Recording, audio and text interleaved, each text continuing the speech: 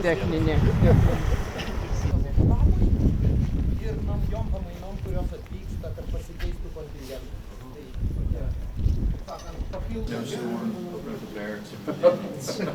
Good. We've been living very relevant. Yeah. So we're in Texas, so it doesn't really get very cold. So we're all good. And this is kind of an example. It's like a hotel.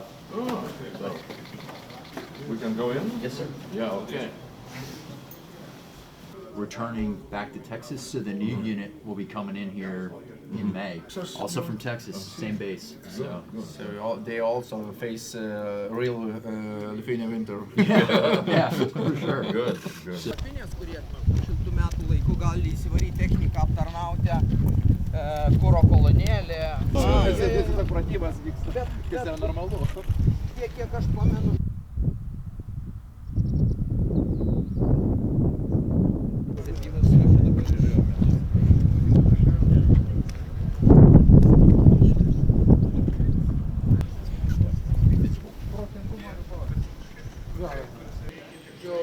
Plieno lakštų lankstymo mašina, suvirinimo vieta, erdvė. Toliau čia, jeigu reikia, taip sakant, ir pasitekinti, tas išlaiko. Tai dabar prašom užeiti, pasižiūrėti, pasvalgyti.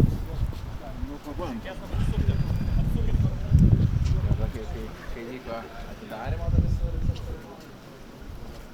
Bendras pajėgumas visos komandos yra 1500 porcijų. Ir vėl tai parodo, kad duos beveik iš tikrųjų jiems bus. Čia balandė.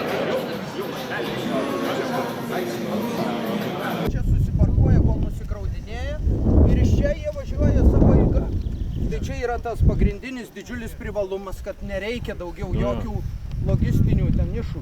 Viskas, ten baigėsi bėgiai, ten baigėsi. Čia ta linija eina, va, kur važiuoja traukiniai, kursuoja, ten Turmantą ir Zarasus.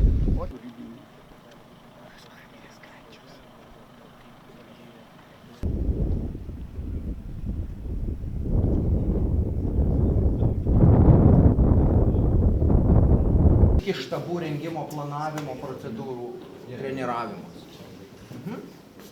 Ja, eina toliau. Tiek mokymams, simuliacijoms, tiek čia išnaudojama viskam tam tiktai fantazija. Tai tiek mano žvalgybos kuopa, tiek pėstininkų kuopa specializuojamės tiek žvalgybiniuose, tiek kovos bepiločiuose orlaiviuose.